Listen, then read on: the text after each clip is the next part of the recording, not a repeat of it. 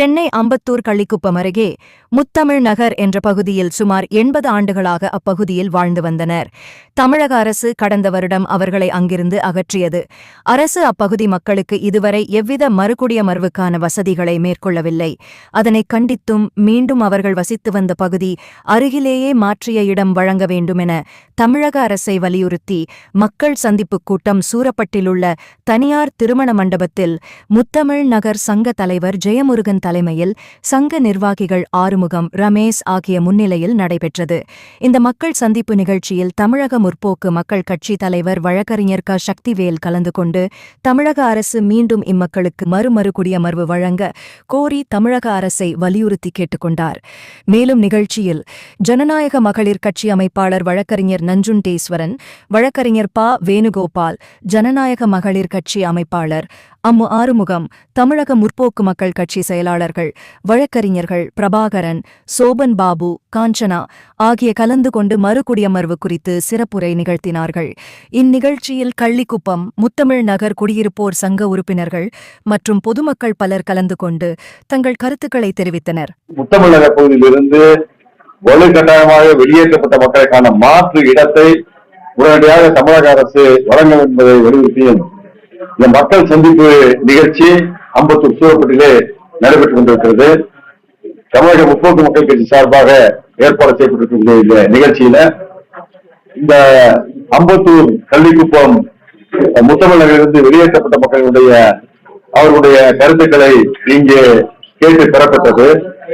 அந்த வகையில தமிழ்நாடு அரசு உடனடியாக அரசு புறம்போக்கு நிலங்களிலே பல்லாண்டு காலமாக வசித்து வரக்கூடிய மக்களுக்கு அவர்களுடைய வாழ்விடங்களிலே தொடர்ந்து இருப்பதற்கான ஒரு சட்டத்தை இயற்ற வேண்டும் என்பதை வலியுறுத்துகிறது.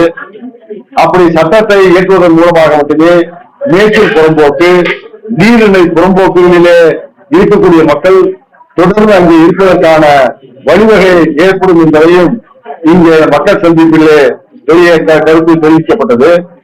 அதே போல இந்த சட்ட முன்மொழிவு என்பது தமிழக சட்டமன்றத்தில் முன்வைக்கப்படுகிற வரை இன்றைக்கு தமிழ்நாடு முழுவதும் பல்வேறு பகுதிகளிலே அரசு புறம்போக்கு நிலங்களிலே வந்து எந்த விதமான மாற்று ஏற்பாடும் புனர்வாழ்வும் இன்றி பல்லாயிரக்கணக்கான மக்கள் வெளியேற்றப்படக்கூடிய சூழ்நிலை என்பது தொடர்ந்து தமிழகத்திலே நடைபெற்று வரக்கூடிய காரணத்தினாலே இத்தகைய இந்த புனர்வாழ்வு மாற்று மறுகுடியமர்வு என்பது ஒரு தேவைப்படக்கூடிய ஒன்றாக இருக்கிறது.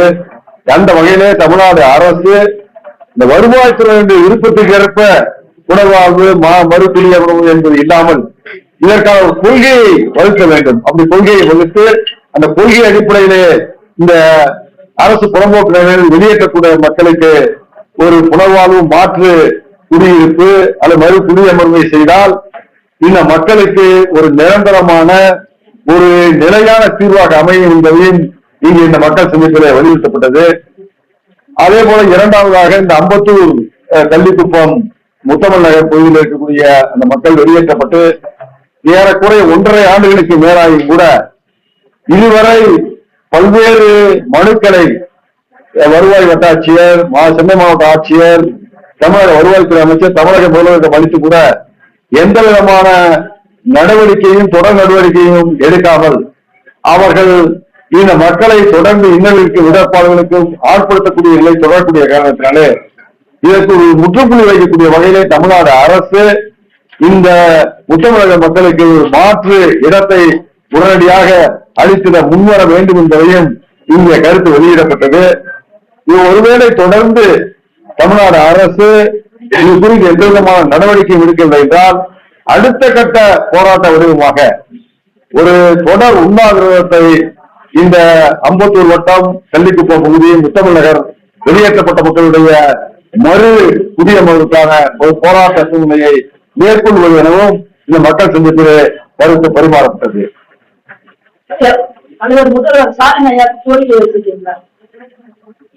தமிழக வருவாய்த்துறை அமைச்சரிடம் அளித்திருக்கிறோம். தமிழக முதல்வரிடமும் இது குறித்த அந்த கோரிக்கை மனுவை பலமுறை அளித்திருக்கிறோம்.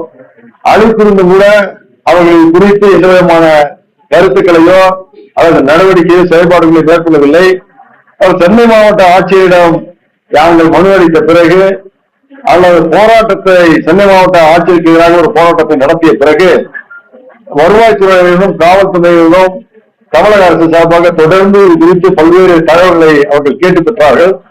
அதற்கு பிறகு இந்த மக்களுக்கு மாற்றிடம் அளிப்பதற்கான எத்தகைய செயல்பாட்டு தெரிவிப்பையும் எங்களுக்கு அவர்கள் அறிவிக்கவில்லை என்பதை தான்.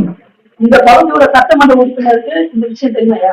போராடி இந்த பகுதியில் இருக்கக்கூடிய சட்டமன்ற உறுப்பினருக்கு தெரிந்துதான் இது இருக்க வேண்டாம், அது தெரியாமல் இருப்பதற்கான வாய்ப்பு கிடையாது.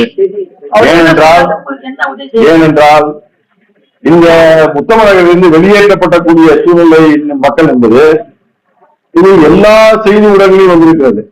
அதற்கு முன்பு இந்த மக்கள் பிரதிநிதிகள் அனைவரையும் இந்த பகுதி மக்கள் சந்தித்து இருக்கிறார்கள். அது எந்த விதமான மாற்றம் இல்லை. அவர்கள் எந்த விதமான கருத்து தெரிவிக்கவில்லை, செயல்பாடு செய்ய முடியவில்லை என்று எதற்காக என்பது எனக்கு தெரியவில்லை.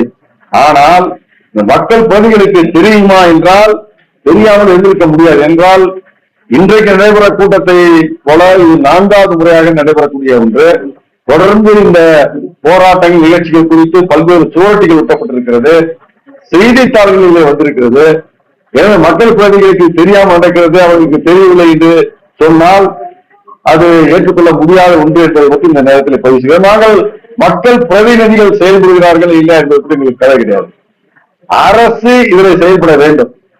அரசு இந்த மக்களுக்கான மறு குடியமைப்பை தர வேண்டும், மாற்று இடத்தை தர வேண்டும்.